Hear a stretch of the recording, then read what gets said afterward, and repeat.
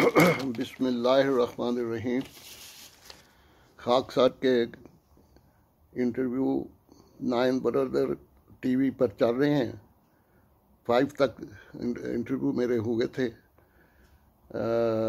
और अब पार्ट 6 मैं शुरू कर रहा हूँ।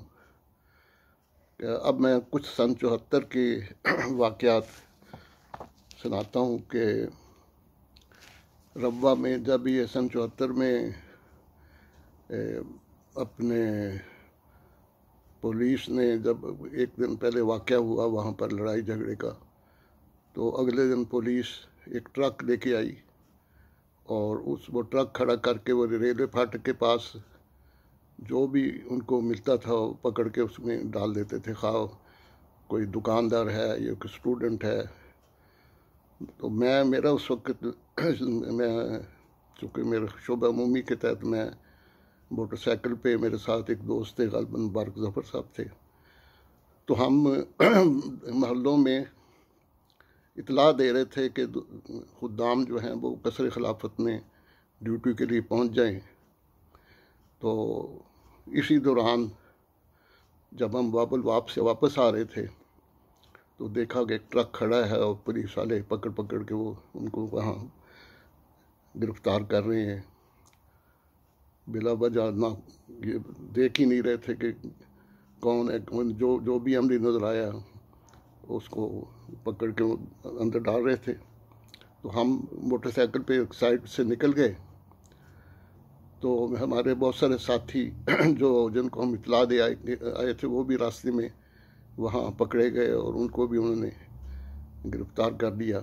कोई 70-80 के करीब गिरफ़्तार किए थे उसने रब्बा से उन्होंने। तो एक तो ये वाक़या था।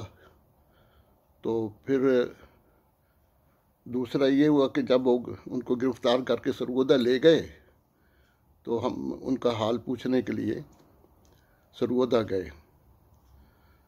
मेरे पास दोस्त थे, दुकानदार थे, खुदाम थे और बहुत सबका तो मुझे नाम याद नहीं, लेकिन बहुत सारे उसमें ख्वाजा मजीद साहब थे, राना अब्दुल गफूर साहब थे और वहाब भट्ट वगैरह ये भी और भी थे। काफ़ी थे जिनको मैं जानता था। सारे नाम मुझे ज़हन में नहीं है, पर काफ़ी 70-75 के करीब थे जो रब्बा से उस दिन गिरफ़्तार हुए थे। तो अगले दिन हम हाल पूछने गए तो वहाँ पर जब हाल पूछ के हम वापस आए, वो जेल में डाला हुआ था, आगे सलाखें लगी हुई थी, बस दूर से सलाम दुआ, ज़्यादा करीब तो हम जा नहीं सकते थे, बस वहीं से सलाम दुआ होती थी। और कुछ घंटा 2 घंटे हाल पूछने के बाद हम वापस स्टेशन पर आए। तो उस वक्त काफ़ी मौलियों के जो गुंडे थे वो गश्त कर रहे थे, फिर रहे थे, ढूंढ रहे थे, जहाँ कोई अहमदी मिले उस पर हमला करते थे वो। जब हम स्टेशन पे पहुँचे तो काफ़ी पुलिस थी स्टेशन पर भी। तो एक सिपाही आया और मुझे कहने लगा कि भाई आपका एक बंदा ज़ख्मी हो गया, उधर कोई मार के भाग गए हैं वहाँ के मौलवियों के बंदे जो थे। तो मैंने कहा कि अच्छा कहाँ है वो? कहते ये साथ ही कोई जगह है, पता नहीं उनका थाना था ये। तो वो थे अब्दुल्ला जान सब्जी वाले थे, हमारे अजीज़ ही थे वो। तो उनको मार के वहाँ फेंक गए थे। जब मैं गया उसके साथ और देखा कि बेचारे उन्होंने मारा, अच्छी तरह बेचारे ज़ख्मी थे। तो मैंने उनको सहारा दे के पकड़ के स्टेशन पर लाया और स्टेशन पर जब पहुँचे तो वहाँ पर पुलिस ने कहा कि सारे लोग अंदर फ़ौरन चले जाएं और खिड़कियाँ बंद कर लें क्योंकि यहाँ पर पथराव हो सकता है। चनाचे हम सारे रब्बा से मेरे पास काफ़ी लोग आए हुए थे, सारे डब्बों में बैठ के, रेल के डब्बों में। और जो ही हम बैठे और खिड़कियाँ बंद की, ट्रेन चलने अभी चली है तो साथ ही शदीद पथराव हुआ। खिड़कियों पर पत्थर उन्होंने मारे, गाड़ी पर मारे, नारे इशारे लगाए, लेकिन अल्लाह ताला ने फजल किया, बच गए हम ज़ख्मी होने से। लेकिन मैं बताने का मकसद ये है कि ये हालात थे। फिर करीबन एक दिन बाद का वाक़या है कि वहाँ मैं तो नहीं गया था, लेकिन और गए थे दोस्त। वहाँ हमारे दारुबरक़ात के मास्टर ज़ियाउद्दीन साहब थे, उनको शहीद कर दिया था, उन्हें गोली सर में लगी थी। वो जो मुबशर सईद साहब हैं स्वीडन वाले, उनके वालिद साहब थे, और हादी अली साहब जो हैं कनाडा वाले, उनके भी वजीज़ थे। तो वो वाक़या हो गया फिर अगले दिन।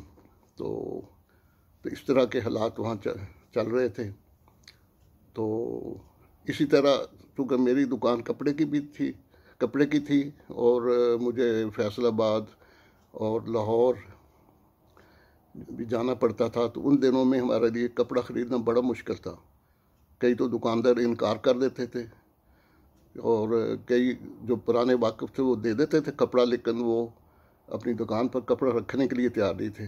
चनाचे फैसलाबाद में एक रेल बाज़ार में एक दुकान होती थी, मैं नाम नहीं लूँगा इसलिए कि मौलवी के उनके पास हम पहुँच जाए कि क्यों इनको पनाह देते थे। तो वो हम सारा कपड़ा उस दुकान पे रख देते थे, और फिर जब 3-4 बोरियां तैयार हो जाती थी तो एक रक्षा मंगवाते थे, दुकान के सामने खड़ा करके जल्दी से वो बोरियां रख के, तो फिर अड्डे पर आके वो ले आते थे।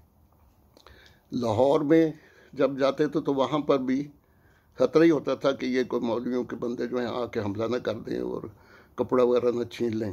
तो उसके लिए भी हमने यही किया कि जो ख़ास हमारे तल्लक वाले थे उनसे कपड़ा ख़रीदते थे, और एक शिया दुकानदार थे, बड़े अच्छे हमारे दोस्त थे, उन्होंने हमें कहा कि आप जितना भी कपड़ा ख़रीदना मेरी दुकान पर इकट्ठा करें।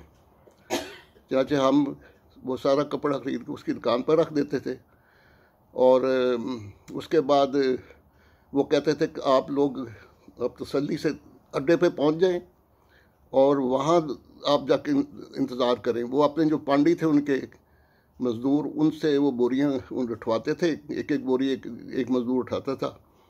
तो वो हमारे 5-10 मिनट बाद वहाँ अड्डे पे, लाहौर अड्डे पे कपड़ा लेके पहुँच जाते थे। चनाचे इस तरह महफूज तरीके से अल्लाह के फल से हम कपड़ा ख़रीद के बस पे रख के पहुँच जाते थे। तो मत इस किस्म के हालात मुख्तसर मैंने बता दिए हैं जो मेरे इल्म में थे उस वक्त।